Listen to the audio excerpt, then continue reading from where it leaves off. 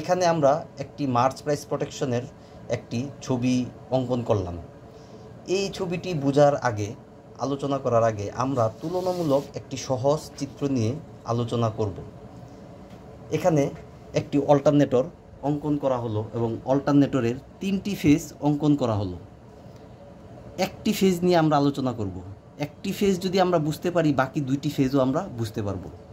আচ্ছা, এই ফেজে অল্টারনেটর থেকে এই ফেজ বের হলো এবং ডিস্ট্রিবিউশন সিস্টেমে যাওয়ার মাঝখানে 2টি কন্ট্যাক্ট ব্রেকার ইউজ করা হলো এবং 2টি সিটি বা কারেন্ট ট্রান্সফরমার ব্যবহার করা হলো এবং এখানে 2টি রিলের সাথে সিটিগুলো সংযোগ করে দেওয়া হলো। আচ্ছা, এখন সিটি কি? সিটি অর্থ হলো কারেন্ট ট্রান্সফরমার। কারেন্ট ট্রান্সফরমার নিয়ে আমি একটি বিস্তারিত ভিডিও করব ইনশাল্লাহ। আপাতত আমি সিটি বা কারেন্ট ট্রান্সফরমার সম্পর্কে একটি প্রাথমিক ধারণা দিচ্ছি। সিটি অর্থ হলো কারেন্ট ট্রান্সফরমার। সিটি কোথায় ব্যবহৃত হয়? অল্টারনেটরে যে উৎপাদিত কারেন্ট ডিস্ট্রিবিউশন সিস্টেম পর্যন্ত পৌঁছানোর রাস্তায় 2টি সিটি ব্যবহৃত হয়, অর্থাৎ প্রতি ফেজে 2টি সিটি ব্যবহৃত হয়। এখন সিটির কাজ কি?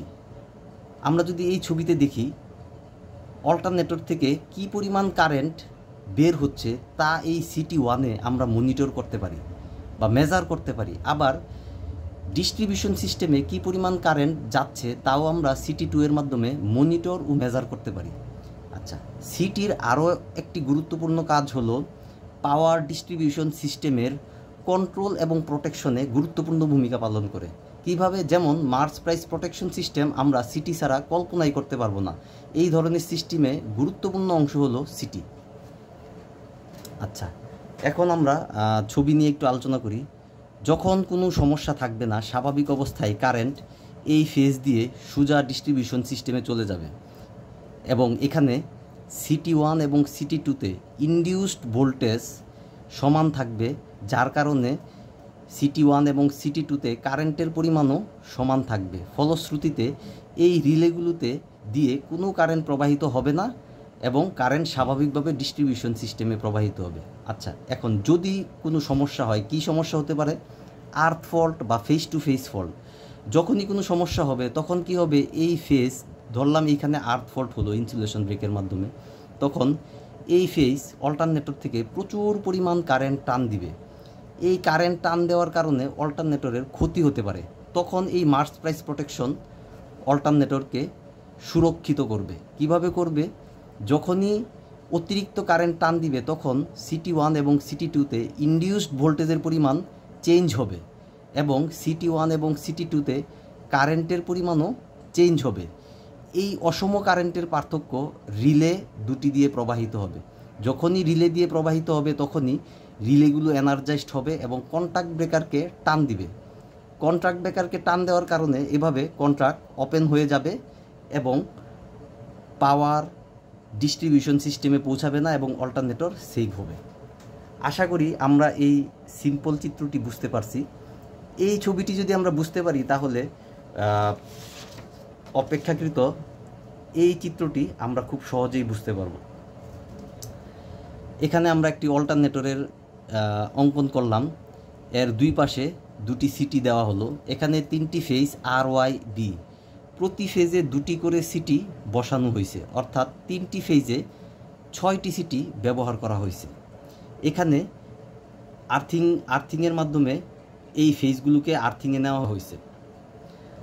আর এখানে সিটিগুলোকে পাইলট কেবলের মাধ্যমে নিজেদের সাথে সংযোগ করে দেওয়া হয়েছে এবং এখানে 3টি রিলে ব্যবহার করা হয়েছে, R1, R2 এবং R3।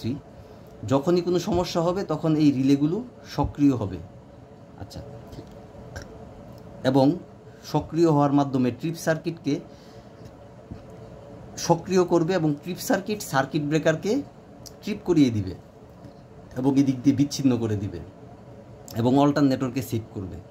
আচ্ছা, স্বাভাবিক অবস্থায় কি হবে? স্বাভাবিক অবস্থায় সিটি 1 এবং সিটি 2-তে কারেন্টের পরিমাণ সমান থাকবে, যার কারণে এই পাইলট কেবল দিয়ে কারেন্ট প্রবাহিত হবে না বলতে এদিক দিয়ে যদি 5 এম্পিয়ার কারেন্ট প্রবাহিত হয় তাহলে এই কেবল দিয়েও 5 এম্পিয়ার কারেন্ট প্রবাহিত হয় স্বাভাবিক অবস্থায়।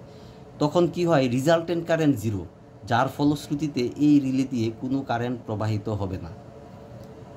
যখনই কোনো সমস্যা হয়, যেমন আমরা যদি আর ফেজের কথা চিন্তা করি, ধরি আর ফেজে আর্থ ফল্ট হলো। আর্থ ফল্ট হওয়ার কারণে কি হবে, এই ফেজ প্রচুর পরিমাণ কারেন্ট টান দিবে। কারেন্ট টান দেওয়ার কারণে অল্টারনেটরের সমস্যা হতে পারে। তখন কি হবে, এই কারেন্ট এদিক দিয়ে গিয়ে আর্থিং রেজিস্ট্যান্স আর্থিংয়ে চলে যাবে। আচ্ছা, এই ক্ষেত্রে যদি আর ফেজে আর্থ ফল্ট হয়, তখন সিটিগুলোতে কি ঘটনা ঘটবে, কারেন্ট এদিক দিয়ে গিয়ে প্রবাহিত হয়ে এই সিটি 1 দিয়ে এদিক দিয়ে গিয়ে এই নিউট্রাল পয়েন্ট টাচ করবে এবং সার্কিট কমপ্লিট করবে।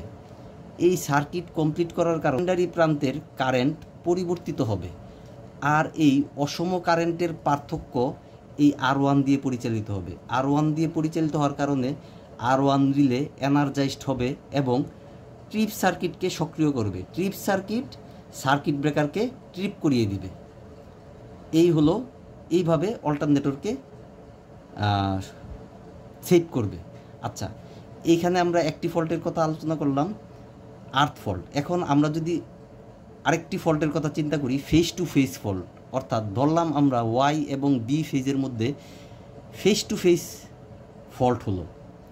এক্ষেত্রে কি ঘটবে আমরা যদি একটু চিন্তা করি, এই ক্ষেত্রে কারেন্ট এই ফেজ দিয়ে গিয়ে, এখানে তীর চিহ্ন দিয়ে দেখানো হয়েছে, কারেন্ট এই ফেজ দিয়ে এদিক দিয়ে গিয়ে এর চারোদিকে ঘুরতে থাকবে। কারেন্ট এদিক দিয়ে এই চারোদিকে ঘুরতে থাকবে। আচ্ছা, এখন সিটিগুলোর ক্ষেত্রে কি হবে, সিটিগুলোতে কারেন্ট এদিক দিয়ে প্রবাহিত হয়ে এই সিটি দিয়ে এই নিউট্রাল পয়েন্ট টাচ করে এদিক দিয়ে যাবে, গিয়ে আবার এখান দিয়ে যাবে, এখান দিয়ে গিয়ে আবার এদিক দিয়ে গিয়ে আবার নিউট্রাল পয়েন্ট টাচ করবে এবং এভাবে কারেন্ট সার্কুলেট হতে থাকবে। এই সার্কুলেট হওয়ার কারণে সিটিগুলোর সেকেন্ডারিতে কারেন্টের তারতম্য হবে। এই কারেন্টের তারতম্য হওয়ার কারণে অসম কারেন্টের পার্থক্য R2 এবং R3 রিলে দিয়ে পরিচালিত হবে এবং ট্রিপ সার্কিটকে সক্রিয় করবে। ট্রিপ সার্কিট ব্রেকারকে ট্রিপ করিয়ে দিয়ে অল্টারনেটরকে সুরক্ষিত করবে। এই হলো অল্টারনেটরের মার্স প্রাইস প্রোটেকশন। আশা করি সবাই বুঝতে পারছেন। যদি বুঝতে পারেন অবশ্যই আমার চ্যানেলটি সাবস্ক্রাইব করবেন। ধন্যবাদ সবাইকে। আসসালামু আলাইকুম।